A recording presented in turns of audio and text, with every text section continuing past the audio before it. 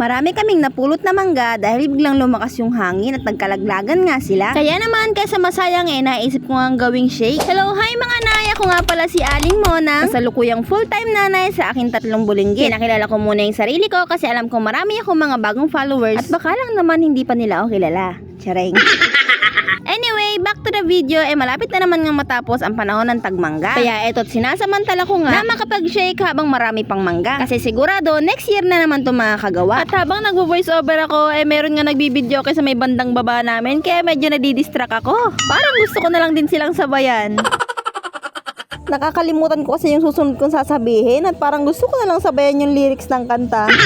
Kaya ayun na nga, kapag panahon ng mangga talaga namang napakaraming mangga sa amin dahil halos palibot ng bahay namin puro puno nga ng mangga. Kaya kapag ganitong panahon nakakapagbenta nga kami, tapos madalas kaming gumawa ng shake o kaya naman ng graham. At dahil wala nga ako gaanong budget, ito nga lang shake ang kaya kong gawin dahil nga mura lang yung evap tapos yelo lang. Libre lang naman yung mangga kaya hindi na namin kailangan bumili. Ito rin yung nagiging sideline ni Papa kapag ganitong panahon dahil nakapagbenta nga siya ng mga hilaw na mangga dahil yung mga puno na nakapalibot sa bahay namin inaakyat niya yun tapos yun yung binibenta. Minsan naman pinopost ko siya online tapos kung sinong bibili meron nga akong porsyento na 10 piso per kilo. Nakapagbenta nga lang ako ng mga alaga kong pato kaya meron ako na ipambiling gatas. Kaya naman sinamantala ko na habang may pambili at nang makatikim naman kahit papano. Ang nakaraan ayos lang basta't kasama.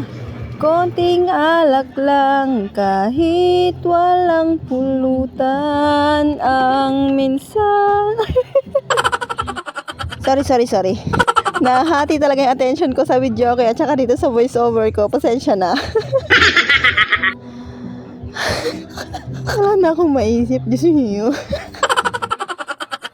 Eto na, seryoso na uli. Nakadalawang pitchel nga pala ako nito kasi bitin nga sa amin yung isang pitchel. Nahingi din kasi si mama at saka si aking sister dear. At nabitin nga rin sa tigi isang baso yung mga bulinggit. Una na nga akong tumikim kasi nung mga time na to tulog pa yung mga bulinggit. At sakto naman na pagkagawa ko nung pangalawang pitchel nagsigising na nga rin sila. Grabe sa lakas ng pang-amoy. Basta meron chibog. Hala, sige. Oh, mango shake now. Pururot later. Tsare.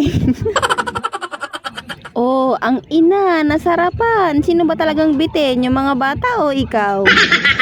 Inunahan ko na yung mga bulinggit kasi sigurado yung matitira pag-aagawa na nila at hindi nga ako nagkamali. Tignan niyo naman yung mga baso nila, di ba? May mga marka na. Tapos 2 times 2 pa. Gusto pa nga sanang 2 times 3 niyan kaso nga wala nang pang refill. At naubusan na. Hindi rin naman pwedeng damihan yung pagpapainom sa kanila kasi nga baka mamaya sumakitan siya at magpururot. Anyway, maraming salamat sa iyo kung nakaabot ka sa part na to ng video ko. Maraming salamat at sinamahan mo nga ako kahit medyo walang kwenta yung kwento ko. Naintindihan mo ba? Inaabot na naman ako, pasensya na. Eto nga taga-agawan na sa huling patak yung 2 magkapatid. At nabitin na nga yung isa.